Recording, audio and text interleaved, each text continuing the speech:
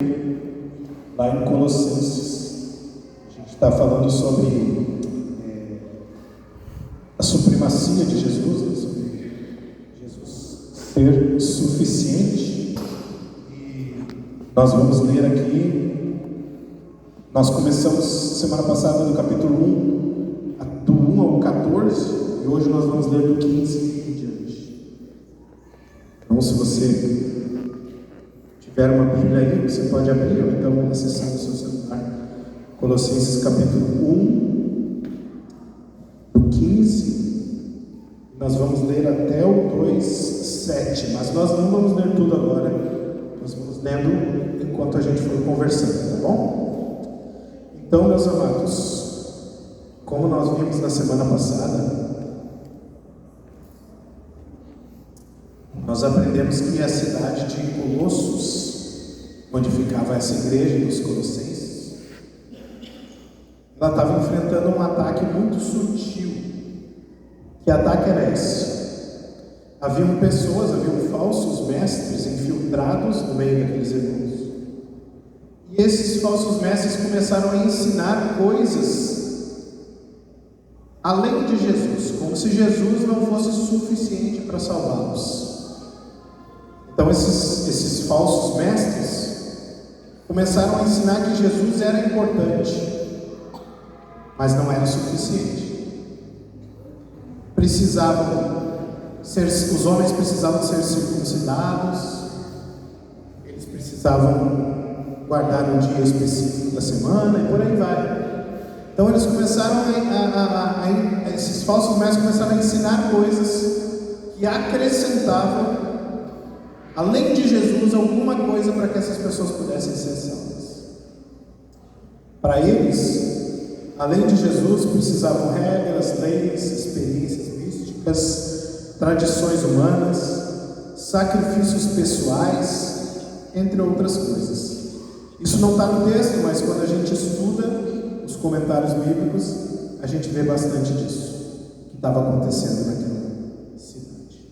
Era como se fosse um cristianismo com upgrade, né? Você precisa de Jesus, mas você precisa de outras coisas também. E qualquer semelhança com os dias de hoje não é mera coincidência. O teólogo J.C. Ryle, ele vai dizer: não há erro mais fatal do que pensar que Cristo é necessário, mas não é suficiente. Não há erro mais fatal do que pensar que Cristo é necessário, mas não é suficiente. Por isso que Paulo resolve escrever para esses irmãos. E o detalhe é que Paulo nunca tinha estado na cidade de Colossos, ele nunca tinha estado com aqueles irmãos, mas ainda assim ele amava aqueles irmãos a ponto de escrever para eles, preocupado com o que estava acontecendo naquele lugar. Por isso que ele resolve escrever, então, para corrigir esses falsos ensinos. E no texto que a gente vai trabalhar hoje, o apóstolo Paulo ele vai revelar a força, a beleza, a majestade, a supremacia de Jesus. Por isso que nós cantamos tanto hoje Jesus é o centro do Evangelho, irmãos. Jesus é o centro do nosso culto. E Paulo então vai revelar para nós nesse texto. E a mensagem central desse texto é muito clara: quem tem Jesus tem tudo. Repete comigo: quem tem Jesus tem tudo. Fala para quem está do lado: quem tem Jesus tem tudo. Quem tem Jesus tem. Jesus é o Criador, sustentador, o cabeça da igreja, o Redentor, o único caminho da verdadeira sabedoria. E é por isso que Paulo vai escrever para aqueles irmãos sobre a supremacia de Jesus. E é por isso que o tema da nossa mensagem hoje, volta um pouquinho, pode voltar, mais, ali, não, ali o outro, isso. O tema da nossa mensagem é: Cristo é tudo o que precisamos. Cristo não é uma parte do que nós precisamos. Cristo não é a parte mais importante do que nós precisamos. Cristo é tudo o que nós precisamos. E E a gente vai aprender junto então sobre a supremacia de Jesus na criação, na redenção, a plenitude de Jesus em nós e o chamado para permanecer firme em Jesus. Mas antes da gente começar, você pode se perguntar o que significa supremacia, pastor? O que é isso, afinal de contas? Nós colocamos um breve resumo. Supremacia é quando alguém está acima dos outros, em autoridade, em poder, em importância, em valor. Então, quando a gente fala que Cristo tem a supremacia, nós estamos afirmando que Ele é o número 1 em tudo. Não existe ninguém mais alto, mais forte, mais sábio, mais digno de honra e glória do que Jesus. Jesus está no topo, Ele está no centro, Ele está no controle. Ficou claro o que é supremacia? Pois bem, então vamos adiante. O texto nos mostra, e agora a gente vai ler, do versículo 15 até o 17. Se você está com a sua Bíblia aberta, acompanhe a leitura. Esses versículos vão nos mostrar que Jesus tem a supremacia na criação. Vamos ler? Versículo 15. Ele é a imagem do Deus invisível, primogênito de toda a criação, pois nele foram criadas todas as coisas dos céus e sobre a terra, as visíveis, as invisíveis, sejam tronos, sejam soberanias, quer principados, quer potestades, tudo foi criado por meio dele e para ele. Para ele. O texto vai dizer, versículo 15: Ele é a imagem do Deus invisível. O que isso quer dizer, irmãos? Será que o texto está dizendo que Jesus é uma cópia de Deus? Não. O que o texto está nos dizendo é que Jesus é a revelação exata de quem o Pai é. Hebreus capítulo 1, versículo 3 vai dizer isso. Jesus é a revelação exata do Pai. Você quer conhecer o Pai? Olha para Jesus. Você quer saber quem Deus é? Olha para Jesus. Mas o texto também vai dizer, e essa parte é interessante, versículo 15 ainda, que Ele é o primogênito de toda a criação. E aí quando a gente lê isso, parece que Paulo está afirmando que Jesus foi criado, que Ele foi criado primeiro. Mas também não é isso que o texto está dizendo, de maneira nenhuma. Se você pensar assim, você está enganado. O que o texto está dizendo é que ser o primogênito de toda a criação significa apenas que Jesus tem a primazia sobre tudo que existe. Significa que o texto vai dizer, nele foram criadas todas as coisas. Jesus é a palavra, o verbo de Deus, que se fez carne. Então o texto está nos dizendo, ser primogênito de toda a criação, é que Jesus tem a primazia. A palavra primogênito aqui no grego, irmãos, eu acho que eu coloquei ali, é a palavra prototokos, quer dizer, indica posição de honra e autoridade, e não origem temporal. O que o texto está querendo nos dizer é que Jesus ele tem uma posição de honra e uma autoridade sobre toda a criação, sobre o céu, sobre a terra, sobre a nossa vida. Jesus tem autoridade. Agostinho disse: Cristo é a palavra viva de Deus, pela qual todas as coisas foram feitas, nada existe sem Ele. É como se Deus dissesse e Jesus fizesse. Ele é a palavra viva, colocada na prática. E os próximos versículos confirmam isso que eu falei, né? Versículo 16 e 17: o Criador e o sustentador de tudo. Ele criou todas as coisas visíveis, as coisas invisíveis, inclusive os poderes espirituais, e Jesus sustenta todas as coisas pela sua palavra.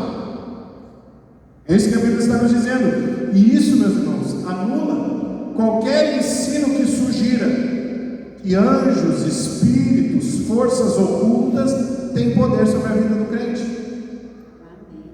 Jesus tem autoridade sobre todas essas coisas. Se Cristo é o Criador e o sustentador, nós não precisamos de astrologia, de signos, de simpatia, de medo espiritual, de que o demônio vai nos pegar. Nós não precisamos de amuleto, nós não precisamos de nada que a gente precise, uma pessoa que a gente precise se apegar, porque aquela pessoa, irmã fulana de tal, aquela sim tem oração poderosa. A gente sabe de uma famosa aí no louvor, as pessoas vão ou iam, não sei se existe essa pessoa. Mas o fato é que nós não precisamos disso, irmãos, porque nós temos Jesus. Nós não precisamos mais de intermediadores entre nós e Deus, a não ser Jesus. Nós não precisamos de ter um amuleto, nós não precisamos de ter uma coisa palpável, nós não precisamos ter o sal do Mar Morto, o óleo ungido de Israel. Nós não precisamos dessas coisas. Nós temos Jesus. E quem tem Jesus não tem falta de nada. Amém?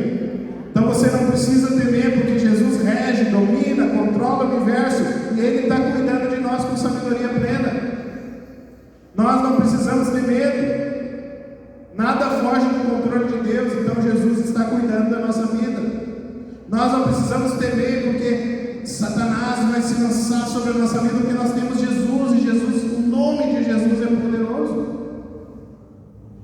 Tem muito crente que tem mais medo de Satanás do que fé em Jesus. E está errado isso, porque Jesus controla e rege todas as coisas. Ele tem supremacia na criação. Tudo que foi criado, nos céus e na terra, e debaixo da terra, Jesus tem autoridade. Amém? Você crê nisso? Jesus tem a supremacia sobre a criação, mas Ele também tem supremacia sobre a redenção. Versículo 18. Ele é a cabeça do corpo, que é a igreja. Ele é o princípio, o primogênito dentre os mortos, para ter a primazia em todas as coisas. Cristo não é supremo só na criação. Cristo também é supremo na nova criação, que é a igreja, o corpo de Deus, o corpo de Cristo. Ele é a cabeça do corpo, vai dizer o versículo 18. O que significa isso? A cabeça é onde está o cérebro, e o cérebro governa, controla as ações, não é? Para você mexer uma mão, o cérebro precisa, é automático, mas ele pensa, mexe a mão, mexe o pé, fala, caminha. Nós não percebemos isso porque é uma coisa automática, mas tira o cérebro para ver, não vai funcionar nada. Jesus é a cabeça, Ele guia, Ele dá vida à igreja. Se você arrancar a cabeça de alguém, acaba a vida também. Jesus sustenta, guia, dá vida. Então, a autoridade sobre a igreja é Jesus. A autoridade sobre nós é Jesus. Nós temos líderes, pastores, mas a autoridade é Jesus. E nós temos que seguir. Qualquer liderança que não esteja seguindo a palavra de Deus não deve ser obedecida, não deve ser seguida, não deve ser ouvida. Qualquer liderança autoritária que queira subjugar as pessoas, qualquer liderança que não se pareça com Jesus, não deve ser dada ouvidos. Nós precisamos entender que líderes precisam ser honrados, amém? Mas somente se estiverem de acordo com o que Jesus ensina.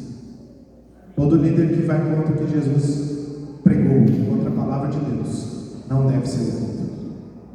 Amém? Então Jesus é o cabeça, Jesus é o líder. Se nós não nos submetemos à vontade de Jesus, nós estamos indo de mal a pior. Se nós não ouvirmos o que Jesus tem para nós, se fizermos a nossa própria vontade, a gente vai se dar mal na vida. Mas o que mais Jesus é? Ele vai dizer primogênito dentre os mortos. E essa parte parece um pouco difícil de entender, né? Como assim? É bem simples, na verdade. O que o texto está dizendo é que antes de Jesus, ninguém tinha morrido e ressuscitado para nunca mais morrer. O que ele está dizendo é que Jesus é o primeiro, o primogênito, que morreu, ressuscitou e nunca mais morreu. Porque as outras pessoas que foram ressuscitadas por Jesus, Lázaro era um deles, por exemplo, eles tinham morrido, Jesus ressuscitou, e depois eles voltaram a morrer. Então, aguardando a segunda vinda de Cristo.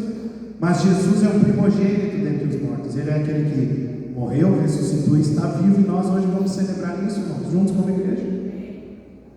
Na ceia do Senhor nós celebramos isso. Jesus é o primogênito. E o que mais? Versículo 19.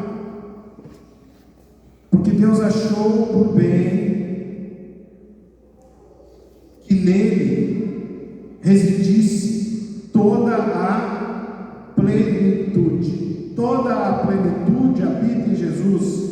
A palavra plenitude aqui é a palavra grega pleroma. E ela mostra que tudo que Deus está em Jesus, de forma plena. Jesus é 100% Deus. Não há nenhuma parte de Deus que não esteja em Jesus. Jesus não é menos Deus. Jesus é Deus, e ponto. A plenitude habita nele. O John Stott vai dizer que a heresia, ela sempre começa quando Jesus deixa de ser suficiente. Toda a religião que ensine que além de Jesus você precisa de algo para a salvação, ela está errada. Toda a religião que te ensina que além de Jesus você precisa de mais alguma coisa que você faça para ser salvo, não está de acordo com a palavra de Deus. E a heresia, ela sempre começa quando Jesus deixa de ser suficiente. Não tem nada de errado você querer agradar a Deus, servindo a Ele na casa dele, dando dízimos e ofertas. Não tem nada de errado você achar que você precisa separar um dia específico para adorar a Deus, desde que a sua salvação e a salvação das pessoas perto de você não estejam atreladas a isso. Porque se você acha que ao não dar o seu dízimo, por exemplo, você perdeu a sua salvação, você está dizendo que Jesus não é suficiente para te salvar. Quando você acha que ao não servir no ministério, por exemplo, você perdeu a sua salvação, você está dizendo que Jesus não é suficiente para te salvar. Quando você acha que ao não guardar um dia específico da semana você perdeu a sua salvação, você está dizendo que Jesus não é suficiente para te salvar. É só Jesus. Só Jesus que salva. Mais nada. Jesus é suficiente para te salvar. Porque pensa, se não é só Jesus, se é Jesus e usar a camisa para dentro da calça, quando eu usar a camisa para fora da calça, eu perdi minha salvação. E ao colocar a camisa para dentro da calça de novo, eu me salvei de novo. E aí no final das contas, quem é que está me salvando? É Jesus ou sou eu mesmo? Entende? Não é nada que a gente faça, irmãos. Nós estamos naquele grupo de oração do WhatsApp lendo Efésios, né? Nós lemos hoje Efésios 2, 8 e 9. Pela graça sois salvos mediante a fé. Isso não vem de vós, é dom, é presente de Deus, não vem das obras, para que ninguém se glorie. Tudo que a gente faz é obra. Então obra não salva. O que salva é Jesus, é a fé em Jesus, único e suficiente Salvador das nossas vidas. Mas o versículo 20 também vai dizer que a cruz reconciliou todas as coisas, e que, havendo feito a paz pelo sangue da sua cruz, por meio dele, reconciliasse consigo mesmo todas as coisas, quer sobre a terra, quer sobre os céus. A reconciliação que Jesus dá, ela é profunda, ela é completa, ela é cósmica, né? Ela acontece nos céus e na terra.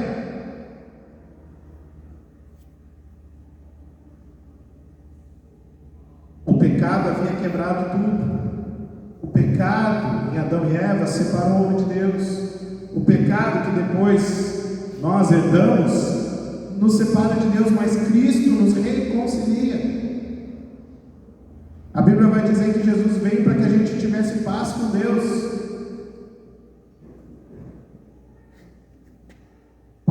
com Deus. Sem Jesus nós vivemos em guerra com Deus. Sem Jesus nós estamos distantes de Deus, mortos, perdidos. Sem Jesus nós somos inimigos. Mas com Jesus, Jesus nos reconcilia. O que é reconciliar, irmãos?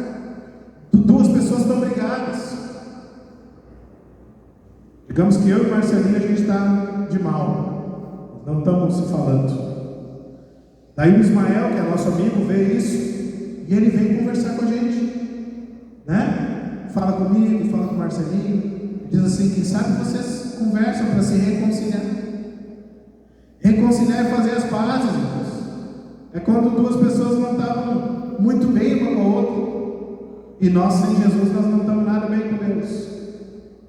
Jesus vem para nos reconciliar, para nos fazer amigos, para nos fazer filhos de Deus. Filhos de Deus. Filhos de Deus. Então, meus irmãos, Cristo já fez tudo. Nada precisa ser adicionado. Você não tem mais nenhuma dívida pendente. Você não precisa pagar por uma coisa que já foi paga. A nossa salvação foi paga com um preço mais alto, que é o sangue de Jesus. A gente não tem capacidade de pagar por isso. Só que às vezes tem pessoas que querem pagar de novo por algo que já foi pago e muito bem pago. E aí as pessoas acham que elas precisam fazer trocas com Deus. Elas acham que se elas não servirem a Deus, Deus não vai gostar mais delas.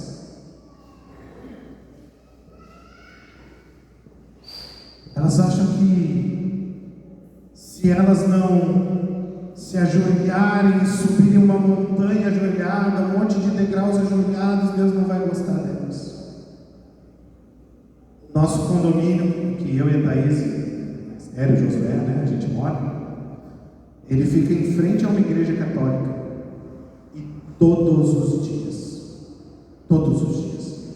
quando eu saio para levar a Thaís no trabalho, buscar a Esther no colégio, tem um senhor ajoelhado na frente da calçada da igreja católica. E é uma calçada toda cheia de pedras assim. E ele fica ajoelhado por horas. Porque ele acha que ele precisa fazer sacrifícios para agradar a Deus. Ele acha que a salvação dele está atrelada a fazer isso. Fico com dó dele, eu sempre oro por ele. Um dia Deus vai me dar capacidade de chegar nele e falar. Eu tenho orado por isso. Porque esse homem tem muita fé, irmãos. Ele tem mais fé do que muitos de nós. Tem muito crente que não ora 5 minutos, não consegue. 5 minutos na presença de Deus parece uma eternidade. E aquele homem fica horas ajoelhando na frente daquela igreja. Horas.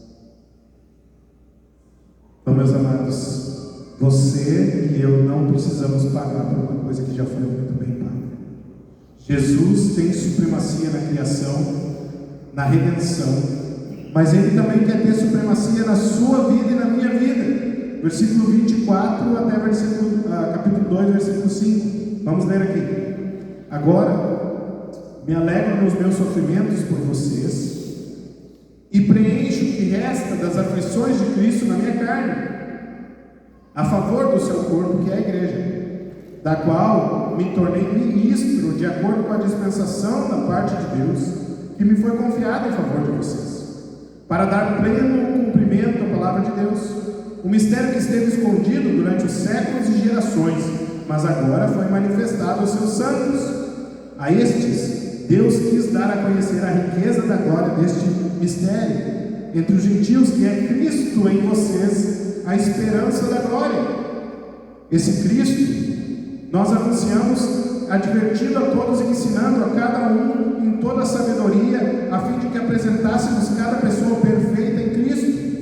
É para esse fim que eu me empenho, esforçando-me o mais possível, segundo o poder de Cristo que opera poderosamente em mim. Quero que saibam quão grande tem sido nossa luta por vocês, pelos que moram em Laodiceia e por muitos outros que não me viram face a face.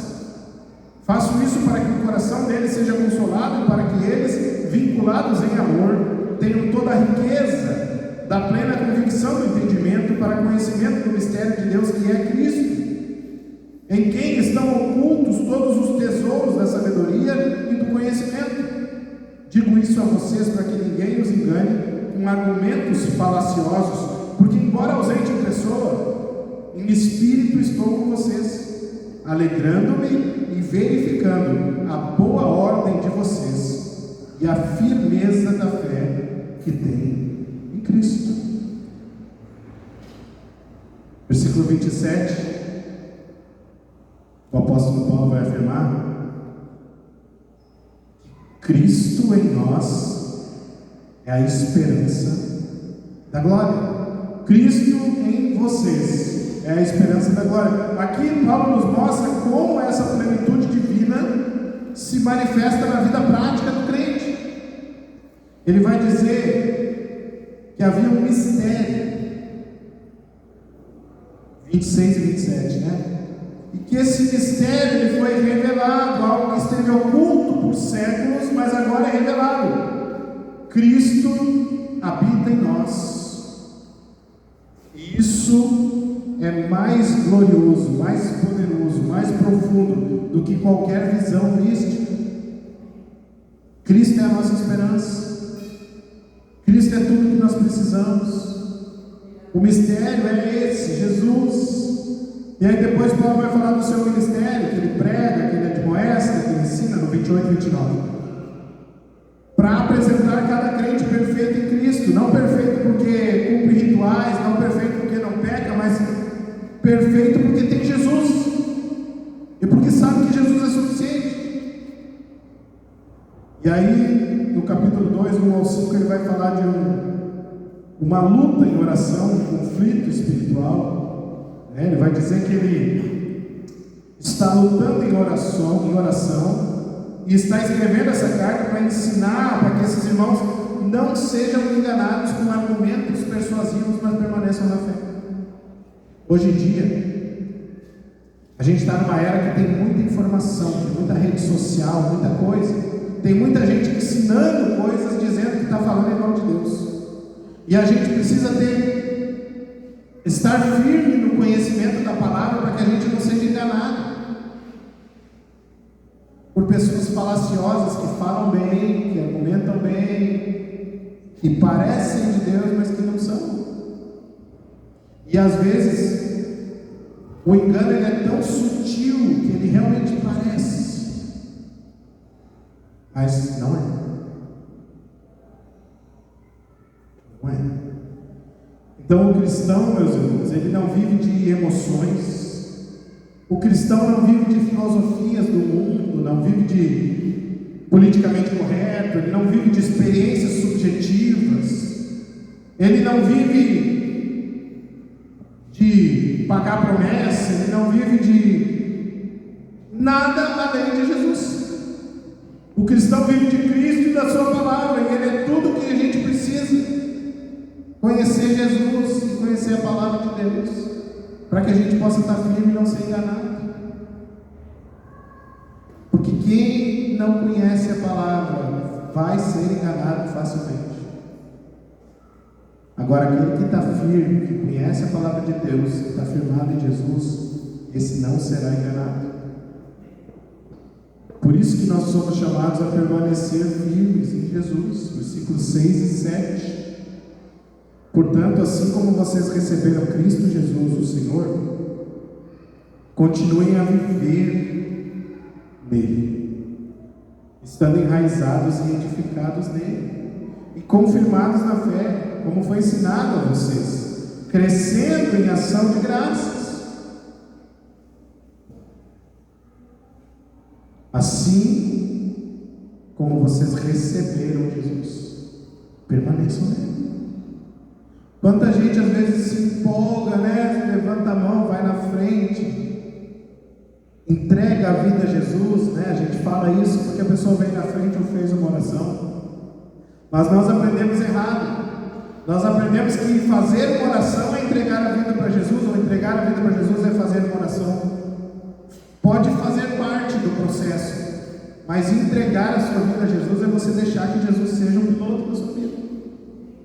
Que Ele comande, controle as suas atitudes, que Ele mude o que tem que mudar, que Ele seja o dono, o Senhor da sua vida. Que se tem alguma coisa errada na sua vida e Jesus te mostra, você precisa parar de fazer aquilo. Se tem alguma coisa errada na sua vida que você ainda não está fazendo, Jesus te mostra, você tem que começar a fazer aquilo. Então o texto está nos dizendo que não basta só fazer uma oração, levantar a mão, vir na frente, mas que a gente precisa viver em Jesus. O que comprova que eu realmente entreguei minha vida a Jesus são os frutos. Se eu estou vivendo de acordo com aquilo que eu digo que acredito. Eu professo a fé em Jesus, eu digo que eu sou cristão, eu digo que eu sou crente, eu digo que eu sou da igreja batista. Mas e as minhas atitudes, e a minha vida, aquilo que eu faço, aquilo que os outros olham para mim? Quando as pessoas olham para nós, elas veem um exemplo de cristão, elas querem nos imitar? Ou será que as pessoas olham para nós e dizem: nunca na minha vida que eu vou querer ser crente? Se isso aí é ser crente, eu estou fora.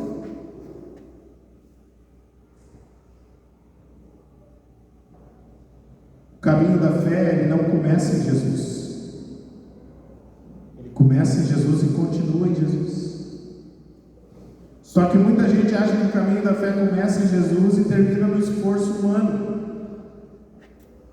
O segredo, entre aspas, não é eu tentar vencer as coisas sozinho. O segredo é olhar para Jesus. Quanto mais eu olho para Cristo, menos eu olho para as outras coisas. Se você focar em vencer as suas lutas sozinho, você não vai conseguir. Você tem que focar em Jesus.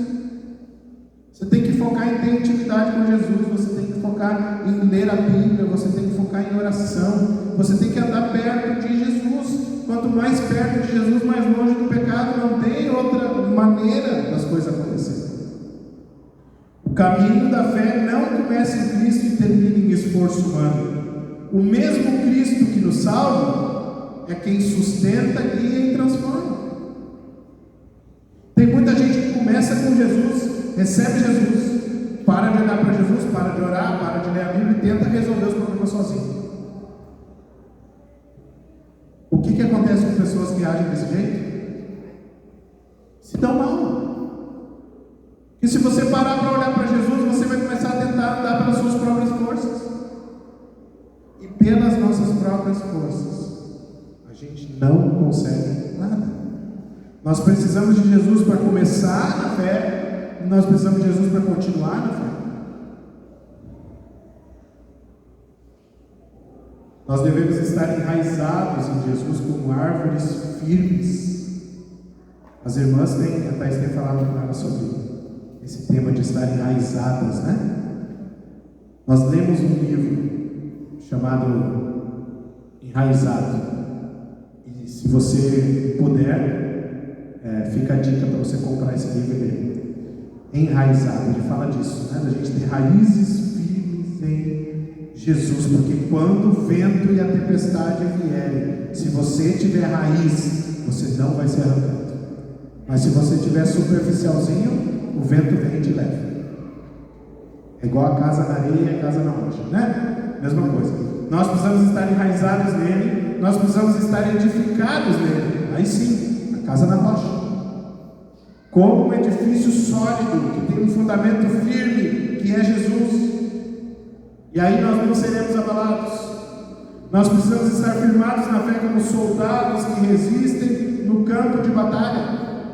Nós precisamos transbordar de gratidão como quem reconhece que já recebeu tudo. Obrigado, Senhor Jesus, porque em Ti nós temos tudo o que nós precisamos. Não falta nada. Em Jesus nós não temos falta de nada. Charles Spurgeon disse que quando Cristo se torna tudo, o mundo perde o seu brilho, as regras perdem a sua força e o coração encontra paz. Quando Jesus se tornar tudo para você, as regras não serão nada, porque fazer regras para ser salvo não é suficiente. Mas amar Jesus de todo o coração vai te levar a fazer as coisas para Ele, não porque é uma regra, mas porque você é humano. Você quer agradá-lo. Você ama tanto Jesus que você quer fazer a vontade dEle. Você não vai fazer as coisas porque o pastor disse que é para fazer, ou deixar de fazer porque o pastor disse que é para deixar de fazer. Você vai fazer ou deixar de fazer porque você ama Jesus. Você ama tanto Jesus. Você quer agradá-lo na sua vida. Para concluir, Paulo destrói todas as ilusões dos falsos mestres. Ele mostra que Jesus é superior a tudo, suficiente em tudo, e que Ele está presente em nós.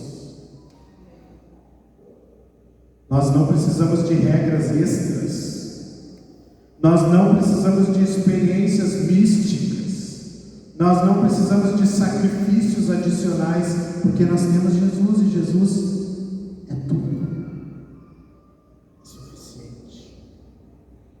Jesus é o Alfa, o Ômega, o começo, o meio, enfim. Para terminar, eu tenho 13 desafios para nós. O primeiro desafio é: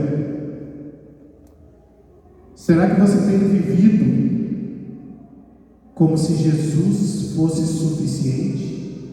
Ou para você, além de Jesus, precisa de alguma regra a mais? Você acha que além de Jesus você precisa de mais alguma coisa? Segunda pergunta: sua fé está enraizada em Cristo ou na sua performance espiritual?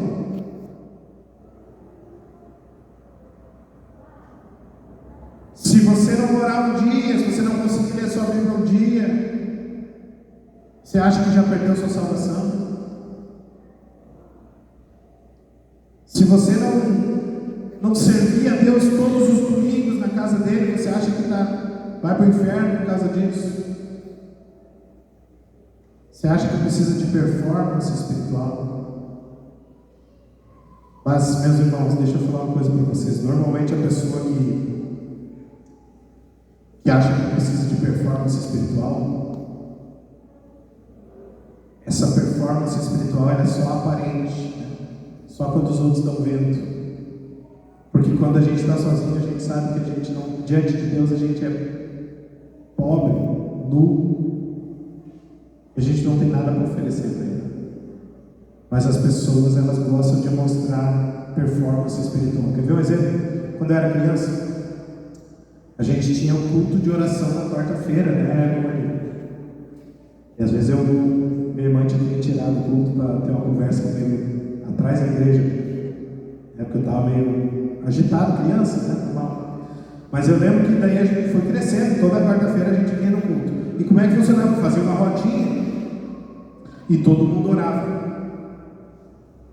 Só que assim, ao invés de eu prestar atenção na oração das outras pessoas e orar junto e dizer amém, eu ficava esperando a minha vez chegar e pensando na minha cabeça como que eu ia orar tão bonito que nem os irmãos oravam. O Marcelinho orou muito bem, eu tenho que orar igual. Performance espiritual. Já aconteceu isso contigo? De em vez de prestar atenção na oração do outro, ficar pensando o que tu vai orar? Como é que tu vai orar bem na frente das pessoas? Sabe o que é orar bem, irmãos? Orar bem é derramar teu coração diante de Jesus. Orar bem é falar o que está no teu coração para Jesus. Você não tem gente que ora e parece um poema. Eu acho a coisa mais linda. Eu não sei orar assim, eu pareço uma criança de 5 anos orando. eu sei que Jesus não está preocupado com a minha performance enquanto eu oro. Jesus não está preocupado com a minha performance, com o meu desempenho como pastor. Ele não está preocupado se eu estou conseguindo agradar as pessoas, porque ele não foi para isso que ele me chamou, né? Foi para agradar ele. Jesus está preocupado que a gente esteja pertinho dele. E você tem se preocupado com performance espiritual, irmãos? Você tem preocupado se você vai cantar bem, se você vai tocar bem, se você vai falar bem, se você vai orar bem? Será que as pessoas vão te elogiar depois? Domingo passado aconteceu um fenômeno aqui depois do culto. A gente foi cantar a última música, quando eu olhei tinha 5 pessoas dentro da igreja. Eu disse, meu Deus, será que a pregação foi tão ruim assim? Performance. E aí Deus falou, tu não tem que estar preocupado com isso.